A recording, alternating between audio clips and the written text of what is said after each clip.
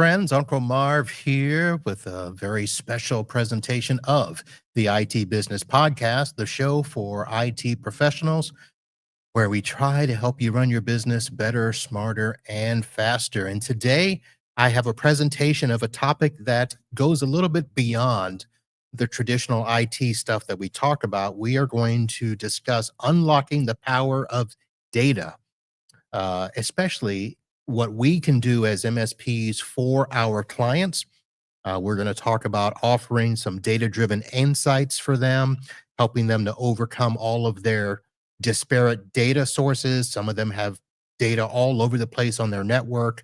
And one of the things that is come about with the idea of AI and machine learning is that we can help them put all of that data in an easily usable, readable dashboard. And I've got a couple people to help with that today. Hopefully, we're going to get some real world case studies that can show us how to do that. So, first person I want to bring up is the person that reached out to me and said, Marv, I've got a pretty good idea for you and how we can help MSPs. Zulfiya Forsythe Hi, from Omadli Group. Sophia, how are you? I'm great. Thank you so much for having me. Well, thank you. I should let people know that you are the CEO and founder of this group. And it's going to be a little bit of an easy question, but what got you into AI and data? Absolutely. My olden days, I was an accountant, a corporate accountant, and I was stuck doing same repetitive things at that time, just monthly close, cleaning out the books, doing bank reconciliation. And I thought, there must be a better way. There must be a better way of just doing this on a repetitive basis. And I started dabbing into Visual Basics. That was my first introduction to syntax world. I loved it. Spent days and nights in it. And then I kind of peeked into the IT department and I saw what they do. And I'm like, oh, wow, you press F5 button and all of a sudden it takes millions of rows and analyzes them and spits it out some nice visuals. I want to know this. How's that possible? So from then on, I got really great opportunity to move to the IT department as a system analyst. And I'm really grateful for that opportunity because I remember it today. And just started working SQL and started kind of self-teaching myself and fixing the reports and automating reports. And from then on, here I am. So, did you work for the IT department for the same company you were doing the accounting for? Yes, absolutely. I was That's an working. interesting switch. Yes, I was working as a in a senior care facility at a time, management company, and I was a corporate accountant, so putting together financial statements, all the usual things. And then I got the opportunity to move. I was just constantly begging him, please take me in, please. I'll do anything. I'll learn. I'm a good student. So, and they gave me this opportunity, and then I started basically supporting our financial team with the reports. They start building those reports, or if they, for example, we used Yardi as one of their real estate management slash, they have senior suite in there as well, senior management suite. So if the reports kind of broke or got clunky, so opening up those reports, reading through the SQL, basically script that is that long, figuring out, okay, why is it getting bogged down? Like, what's the issue basically there? Right. And just at that time, there was no AI that could help me. There was nothing like you could just take the code or even piece of it and dump it to ChatGPT or any other large language model like Claude, for example, and ask for direction at least. There was none of that. It's just at olden days, there was a Stack Overflow, one of the forums, where I would sit at nights and dumb it down. So it's like all, because it's all sensitive data. So making sure that's like I can dumb it down, put the synthetic data, like ask from the group and just in the morning, like anxiously looking, did someone respond? Like, what did they say to me? Like, what do I have to fix? And just kind of like now test it out, apply it again, and just have this process ongoing until I figured, and spending lots of times obviously on YouTubes and just, things are a lot different than now. So I'm assuming you had a bunch of late nights with either coffee or soda and Oh, just pouring through lines and lines of code. yes, it was late nights, evenings as well. And just again, like I solved that myself like SQL. Like I had nothing when I got this position. I was definitely, I had a team that was supportive, that was helping me, but still, that was just here you go, swim. And then, Right. but again, I was very curious as well. Like I would sit on commute, like when I would commute to work, I would listen to some like SQL database, YouTube short clips and stuff, like just kind of get my head around, okay, what's a foreign key, what's a primary key, like all those kind of things. That was your off hours entertainment and hobby, listening to SQL YouTube videos? Come on. Yeah. Yeah. Yes. Okay. But one thing, and I say to everybody is like, I was just so curious. I was just very curious, and I always wanted to make that script work and kind of figure out, okay, how do you do averages? How do you do counts? What's a group by versus having, like all those little things. I was just kind of always curious. Oh, like, all right, how else can I summarize this? How else can I do this? Like I can grab from here and there. It was always kind of, it's one thing after another, and just like it felt natural to me. Right. Okay. Now, how long after you made the leap into the IT department did you actually start to come across these large language models and realize that you could put these all together into a single dashboard and make it all work? How long did that take? So yeah, so let me a little bit clarify on that end. So with large language models, right?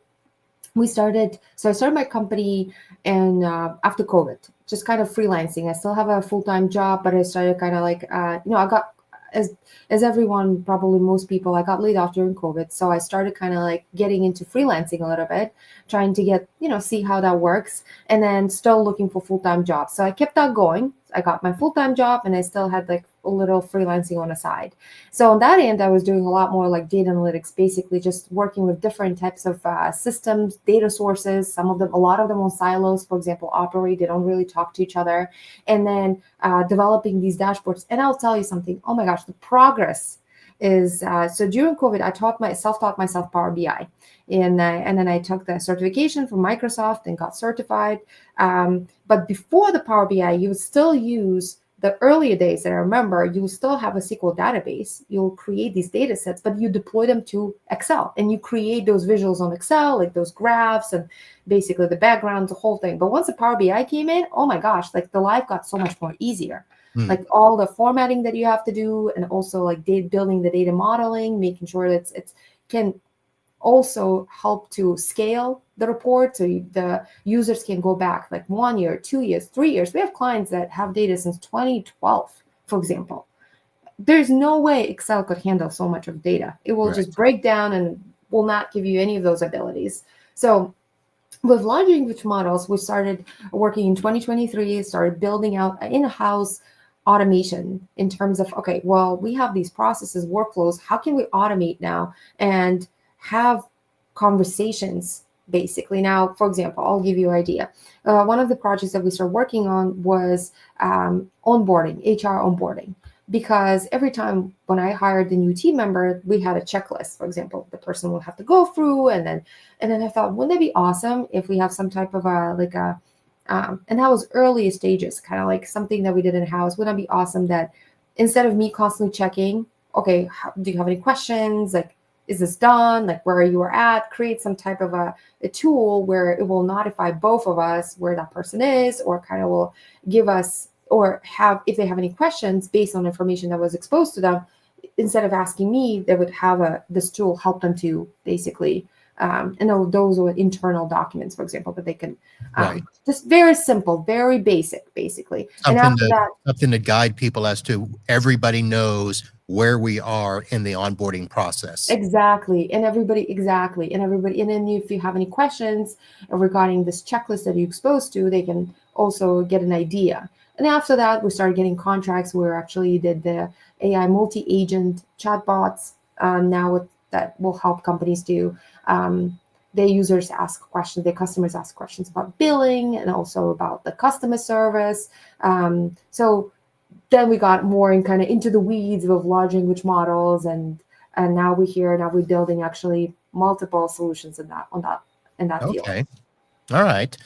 So that's kind of interesting. Now I'm going to, we've got somebody else in the green room. So I want to let people know, first of all, we do have somebody else coming who's going to give an MSP perspective on that. But before I do that, I want to hear from you. What was your first foray into thinking that this would be something that would work for an IT company, managed service provider? Absolutely. So we just by surprise, and it was like an amazing experience that we had. We helped our client. I just had a client coming to me and asking me, "Can you like help us to automate our reporting? Can you help us to build business intelligence reporting?" As I was working on the client, I had no idea that they had managed service providers basically as basically part of their vendor.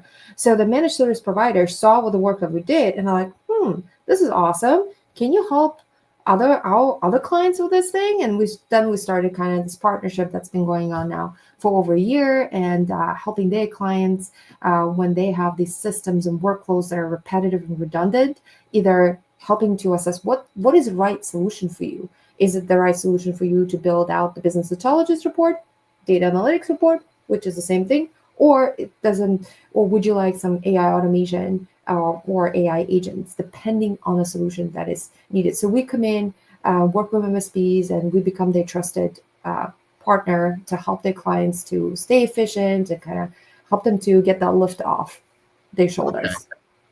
All right. So let's go to the next step here, and let me bring to the stage Dmitry Rudman. And Dmitry has a MSP, SafePoint IT, out of Chicago. And Dmitry, welcome to the show. Hi, Marv. Thank you for having me. Good. So let me ask you, before you met Zulfiya, what was it like for you in IT, and what led you to kind of look for help with a solution? Yep. So we've always been interested in business intelligence for our clients. Just never got around to finding anyone good that we could work with. And of course, it's not something that we do in house. So yeah, like Zulfiya mentioned, it happened by a complete accident where one of our clients brought in a vendor, which was Omadli Group, started working with them, and then that's how our relationship started. In order to facilitate the project, there was some technical requirements that needed to be met. Specifically, Zulfiya needed a data warehouse that needed to be set up. So we worked together with her to create this environment that she would then utilize to pull the data into and start building the dashboards, the BI dashboards. All right. So up to that point, had you done anything? And if I stay within the Microsoft suite, had you done stuff with Power BI before, or even Copilot, since it's been out a little while? Yeah, I mean, we've done some things for ourselves, us being in the MSP industries. There are some platforms such as BrightGauge, everybody knows about it. So we've done something for ourselves where we needed a tool like BrightGauge in order to be able to pull the data from the systems that we use, such as ConnectWise, QuickBooks, and then display that real-time data. Though we haven't explored anything like that for our clients, and we felt that it was certainly a need.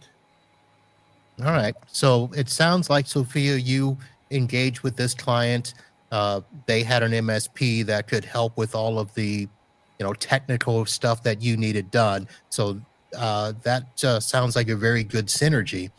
But in a situation like this, a lot of MSPs are going to come into this without much knowledge at all. So let me ask the question of, how do you help educate us as IT service providers about, the opportunities, the things that we can do, or the things that we should know by now that we could do to help our clients? Absolutely. So, in my experience working with clients that come to us for either business intelligence or AI solutions, is that what we're hearing is they most of the times have MSP working with them, or they might have some internal IT services that help them to set up the environment. But in a lot of cases, we have the companies that come to us, they have nothing, no business intelligence reporting set up, the ground zero. And they might have some MSP that's helping them, for example, with making sure that basically they have a safe environment, securities, and cloud maintenance. So these MSPs might see all the systems that this client is using. And I'm also hearing that sometimes MSPs have their maybe annually or a quarterly meetups with their clients where they can ask them questions. All right, well, I see that you have all these systems. How do you run your reporting? Do you have any type of a let's say processes that are redundant and repetitive that you would like to improve on? What is taking really a long time from you? And in terms of the workflows that you have, that you or do you even have any type of a centralized database or data lake where you're collecting these systems that you're using that right now operating on silos? I think asking those questions will unveil a lot of insights. Even asking them, all right, do you use, for example, do you use Excel for your reporting? Do you have to manually pull Excel from different types of systems and maybe run some type of macros on it or some type of formulas? How long does that take you? Is it something that you have to do weekly, monthly? Is it a lengthy process? So asking questions like, do you have a, for example, tap on knowing where your numbers are at all times, where your business is at across all these different systems? Because a lot of these, what I've noticed is a lot of systems and these applications that businesses use, they all have reporting out of box.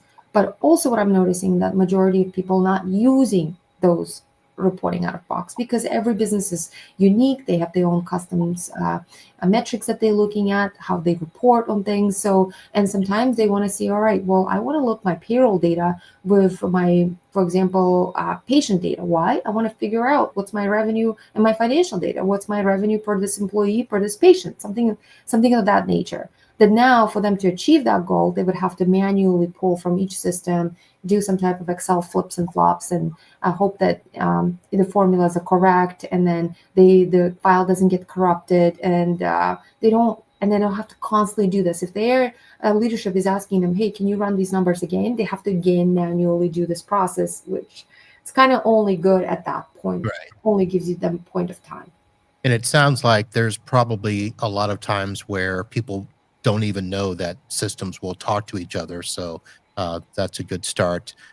Dmitry, let me ask you this. So when you first met Zulfiya and you worked through that first project, what was it that made you think to ask, hey, can you do stuff like this for our other clients?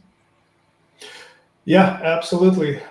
So we, as an MSP, we have technology business reviews with our clients where we meet on a regular basis and have business conversations to figure out, how the technology can help their business. And when talking to clients, we hear the same things that Zulfiya is describing. It's a lot of the different softwares or systems that they utilize on a day-to-day basis. They don't have any real-time reporting. So if you're looking to get the data out, you have to run an export. Then once you run an export, you have to format it a certain way. Sometimes you have to merge the data with another report from another system. That all takes time. By the time you are finished, the data is outdated, and then there's also room for error because it is a person that's working, combining these reports and working with the data. Mistakes can happen. I mean, we're all human, Right, right. and essentially by utilizing a BI platform that is able to automate this process with no mistakes and provide this real-time data, it's really helpful, and we thought it would be a huge benefit to our Right. client to be So- able to make business decisions real time. Right. So if we're talking your typical QBR or TBR, as some would call it, this goes beyond just pulling all of our inventory and our 365 licenses and trying to, project the IT spend over the next, 3 to 5 years. What other things were you trying to bring into those reports besides those basics that we all know and love? I mean, we were trying to become the strategic advisors and find the gaps that our clients might have. Where if we fill those gaps, it'll allow them to become more productive, more efficient. So these are the things that we look for, and those are the types of conversations that we're looking out for. Right. I understand, Sophia, that we have a presentation or dashboard where we can kind of get a visual idea about this, because I know that a lot of us as techs, we think a lot of stuff in our minds, but sometimes we got to see it. So, is that something we're ready to get Yes, into? sure. All right. All right, fantastic. So what are you looking right now at? We're looking at the Power BI report. And again, this is all done with using synthetic data. So there's no confidential data, just for demo purposes. And I just want to show you. So on this dashboard, you can see, for example, for medical history insights, and it's fully interactive. So what I mean by that is that you can just click on one specific department, and now the data changes and kind of gives you the breakdown. Then you can also analyze it further by kind of saying, all right, what is my proportion here if I just click on total patient by department, for example, and then all of these metrics get updated. So this is very useful. And then in this case, you can also add, so for example, right now it has a patient data, but as I mentioned, you can also add here, let's say, your payroll data, or where you can show, well, what's my overhead looks like, what's the capacity of my clinic looks like, for example. And this could be done for anything, for dental clinic, for veterinary clinic, for or any type of an e-commerce shop as well, where they have the customers coming in through the door and buying things, and they want to know, all right, well, what's my volume like, around what time, what period, when is it dropping, for example, why is it dropping? Or especially really good if they have multiple facilities and they really want to scale, for example, and see what are the hours that are the busiest compared to the others, when should I staff people. So it helps to answer all of those questions. You can also see, for example, here, what is my busiest times during weekday or weekends. So all of these things to, again, help with making sure that the business is running efficiently. And then another thing is, you can also set up alerts. For example, some of our clients like to sell alerts. If certain KPIs are down, they can get alerts either on their emails or their mobile phones, because Power BI has a mobile application as well. And then they can get alerted. And so they can, the idea is not looking at your numbers at the end of the week or at the end of the month, but taking action now and have ability to fine tune any type of strategies, let's say marketing strategies or customer relational business or product development strategies, and improve your metrics on the spot. All right. So let me ask this, because the dashboard looks nice and having all that information that is clickable and real time. I guess the first thing is the company has to be collecting this somehow, right? Yes. And in terms of a typical business, how is this data normally tracked across different platforms? I see. Sure. So usually what we do is, again, we work with Dmitry, for example. They come in and help to set up the data warehouse environment where the data gets connected either through, for example, a lot of the systems have API calls, or they also give us server information and then login and password. Now that we connect to the, let's say, Microsoft Management Studio, we have that data available, and then we can pull that data into our Power BI. Power BI is a web cloud-based tool. For development purposes, there's a desktop downloaded version, which we usually, again, we operate within the client local environment that MSP usually sets up for them anyways. And then they would help us to download, for example, Power BI desktop version, so we can build the data model, again, locally on the client's premises. We're not building anything on our Omadli premises, everything on the client premises. And then they have integration. Power BI has integration with Salesforce, for example, but also has ability to integrate with SQL databases once you enter your credentials. If you have a single sign-on, then it kind of works seamlessly there as well. And then has ability. What you're looking right now at, it's a certain type, obviously, the colors and the visuals, but we have clients that, for example, prefer more in a table format. It has so much flexibility in terms of visual, and as long as you have the API access, you can basically use this tool and connect the data to it, build the data modeling on backend. Data modeling is a very critical step, because this is where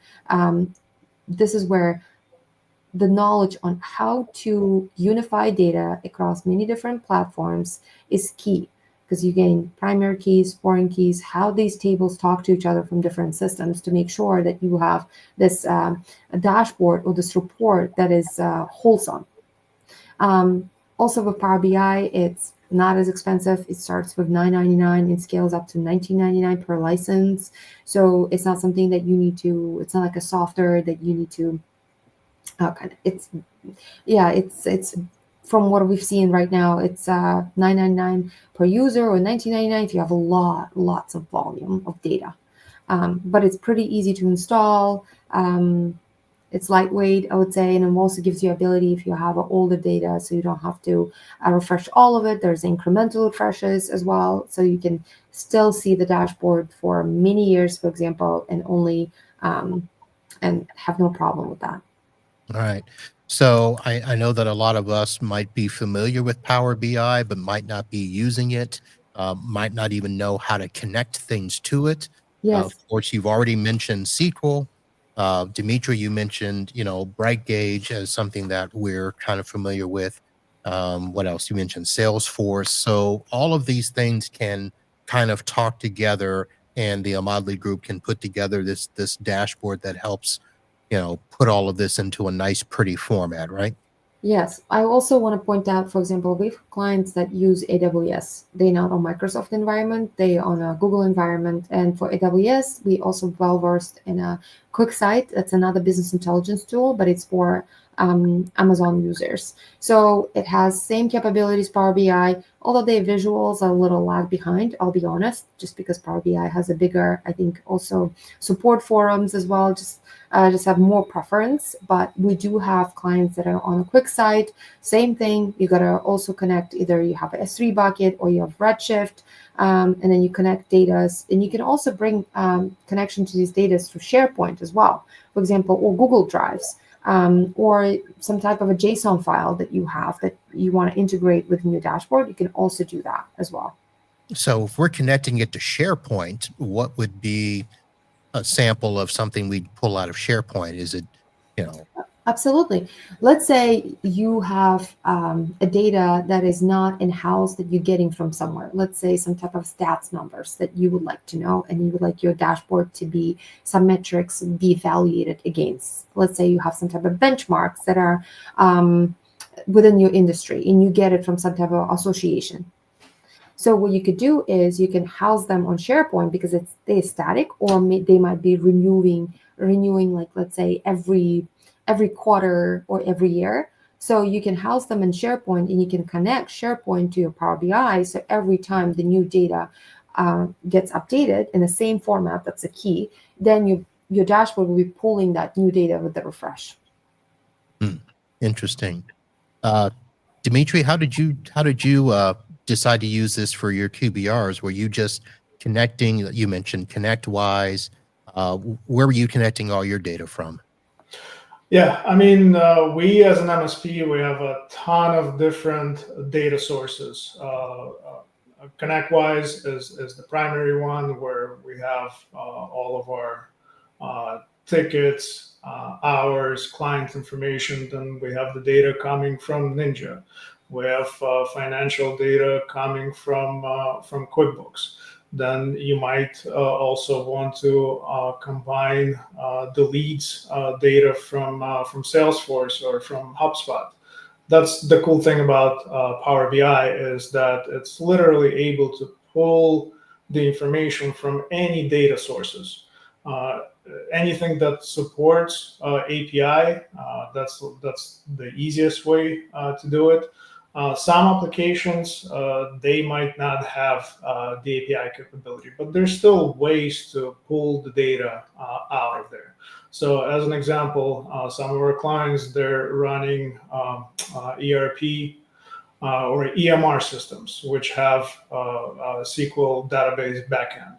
So those systems, they don't have native API capability, but because there's a way to establish the direct connection to the database, you're still able to pull the data out from there and display it inside of the Power BI.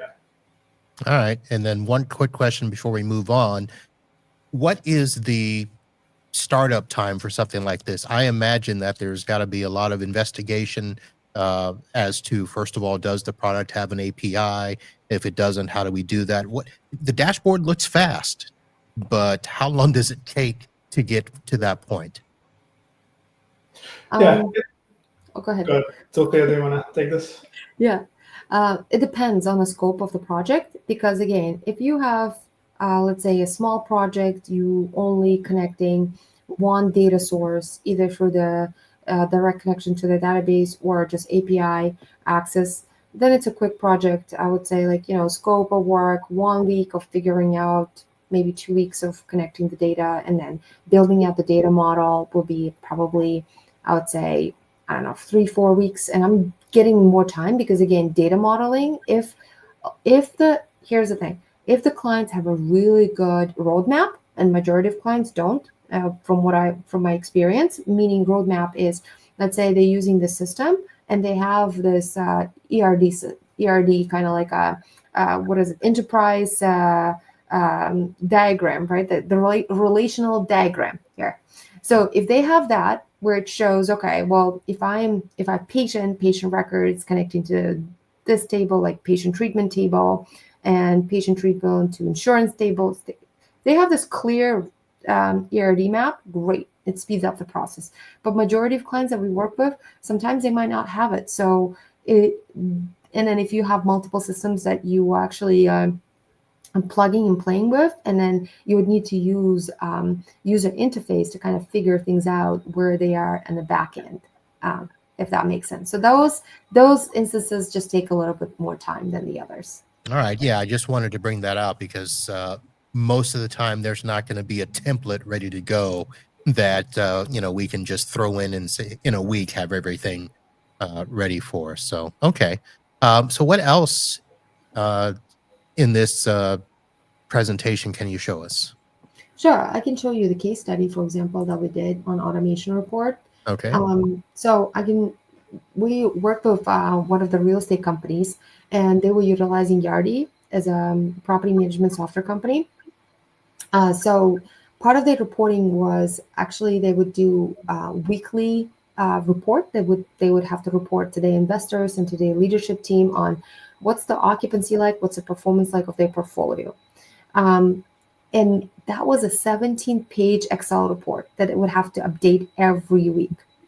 So when we had first, how it usually goes, they usually show us, okay, this is the Excel report that I would like to automate. So initial kind of discovery calls, and when we, or the initial discovery calls, a setup process where we identify the project that we want to automate. So when they showed us 17 pages, and it would take them, let's say, like, because they've been doing for a long time, say 5 hours.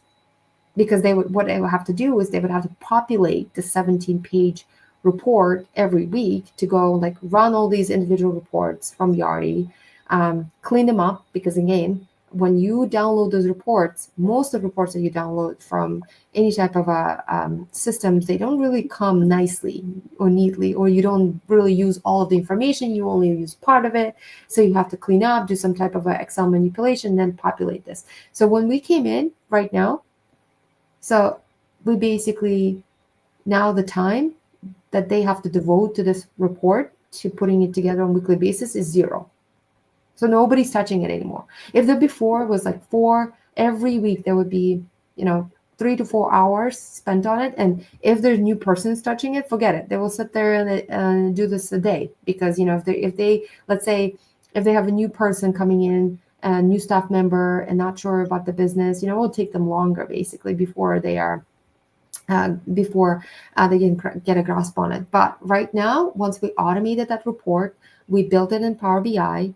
We have all these, actually now from 17 pages, it went to short, even 10 pages, because we can, the data is what was happening in that report. Basically, we can summarize some of the data and group some of this data and kind of even like the presentation wise, which was much more cleaner. And another thing was very useful is that Power BI report, for example, if you have certain metric, you can drill there, you can right click on it and there's ability to drill down, meaning if you drill down, it will give you all the transaction that's making up that amount.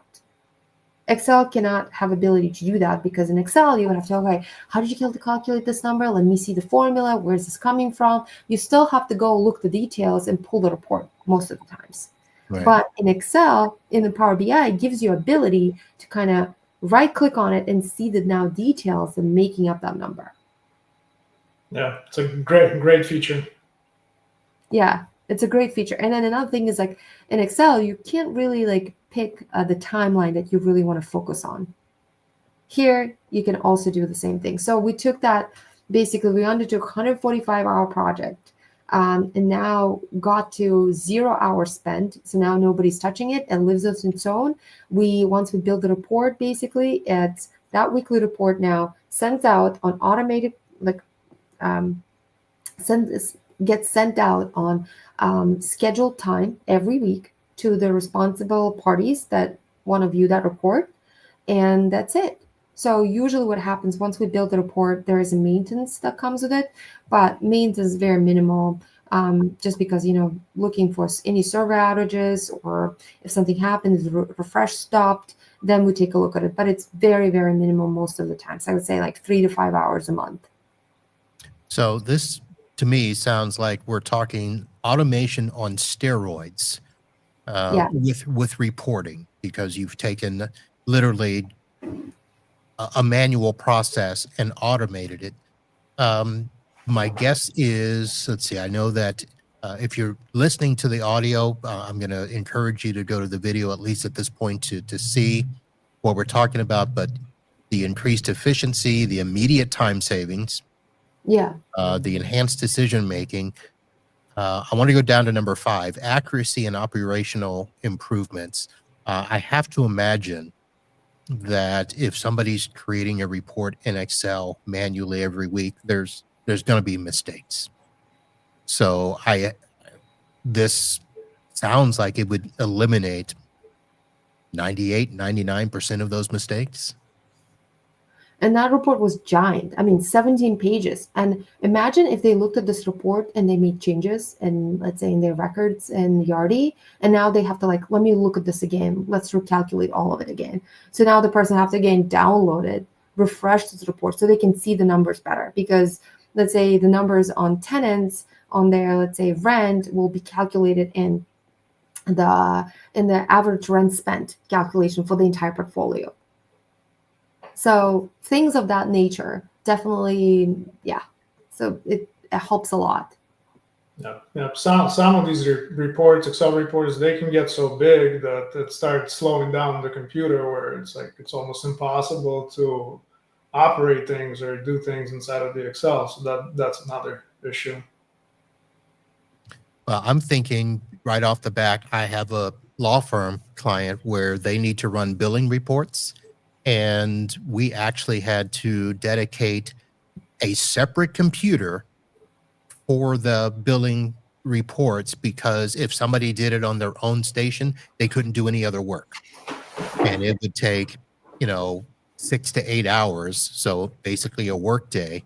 And if I could find something, a solution built around this to help them do that, that would be awesome. Because one, there's a computer sitting unmanned just to do this thing so that people can keep working. And you're right, after the 6 to 8 hours, they make a change, they've got to rerun those reports. So there's multiple times in a month that they're doing that. So huge. Yeah. So then once it's built, you still monitor these reports because you don't let them kind of float around. There is a refresh time. The refresh time gives you ability to put the names and emails of people that the notification should be sent if should the refresh stop, for example. Refreshes usually stop, let's say there has been like server outage, something like that. So once the refresh stops, you get notification and then immediate attention to kind of look into what happened. And most of the times our team does that. We get notified and then we get back to the client saying, or we get back to Dmitry and say, oh, this refresh stopped. We're looking into it. We'll let you know what happened. Because we're working with Dmitry's clients, we go through SafePoint and kind of communicate that and then let them know once it's all set and what happened as well. Right. And before we go on, Dmitry, you made a great point earlier that this is basically a dual product for you, because not only can you use it for your internal stuff, it's now a tool that you can use for clients and charge them for those services, right? That is correct. Nice. All right, Sophia, anything else on the screen here with this case study we need to know? No. Okay. Let me go ahead and are we done with the presentation? Yes, we're good with the presentation. Okay. All right, take that off for us here. So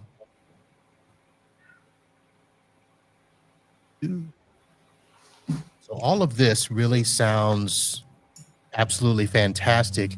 The one question that I want to ask that I'm sure some of my listeners are, this sounds like this would be something that the larger the company, the better the opportunity. But is this something that could work for smaller companies, smaller MSPs? Price point wise, how are we looking? So, Zulfiya? Yeah, I'll have Dmitry to answer and then I'll add on. Okay. Smaller companies can definitely utilize this technology. It all depends on what type of systems that they're using, where we need to pull the data from, how important it is for them to look at this data in real time status. Price points, I mean, it differs. Some projects, they can be as little as 20 hours, 30 hours, some could be hundreds and upwards. So it really depends on the amount of data sources, what kind of reports you want to build, how much stuff do you want to automate, if there's any type of alerts that you need to set up for KPIs so that without looking at the report, you could get an email notification or a text message when something goes wrong so that you can take immediate action. So it varies from client to client. Yeah, and I want to add on to it. The clients that we work with wide range. Work with clients that are small business. We automating this reporting for them, and so they can, because all the businesses, they want to scale, they want to grow, they want to be more efficient, cut the cost and cut the time. They all running. It's interesting. The majority of them are strapped for time. So this is a great solution to kind of get them off from admin work of putting these reports and have that so they can open up their time and focus on things that drive their business. And another thing is that for Power BI data analytics is that once they have the experience that we've been seeing is that once they see the power of automation when it comes to reporting or when it comes to, for example, other workflows that they have that are repetitive, the light bulb starts kind of working. They're like, oh, what else can I save time on? It's never just one project. Dmitry and I have been working on one client for over a year and plus. It all started just like, hey, can you just want this quick report? And then now, we've been working with this client for a year plus, and we also like, okay, what's another thing? Well, now we did data analytics, we're cutting edge, and now the clients are asking us, how do we do AI? Like, what do we do with AI? What can we do? How it can help our business, for example? Can you help us? So it's now that we have their data, now we know their pain points, we know how the business is run. We say, okay, well, this solution is really good for you. For example, like either it's a reporting automation or is it AI solution, so we can advise them and help them navigate, especially with with AI being on everybody's mind right now. Right. I was just thinking in my head here for Dmitry. So everybody's talking about Copilot and how MSPs should be using that as something in the pocket. Is that something that you've looked at with Omadli? Yes, we have been working a little bit with the Copilot, and it's definitely a great tool, especially if you are using the Office 365 ecosystem. So, some of the examples of what we've done for our company is create a SharePoint site where we store a lot of the supporting documentation for our clients or companies' handbooks, policies, SOPs. And whenever there's a question, instead of having to go and look for that document or do a search, now you can interact with the Copilot and just ask a question. So, like a perfect example, one of our employees had a question regarding the time off policy, and they asked my partners, like, what's the situation with this, and like he's like, I don't remember. Let me go and try and find it. And then he just ended up asking the Copilot that question because the Copilot had access to the employee handbook. I was able to answer it right on the spot, which is another cool thing about it. This is something that an employee can do directly themselves without even having to go to HR or somebody higher up and inquiring about that information. Now, with that example, I know that some clients have SharePoint and you think that, oh, well, I'll just do a search in SharePoint. So how much faster or how much more accurate would this process be using Omadli It- Group, the yeah, dashboard? yeah.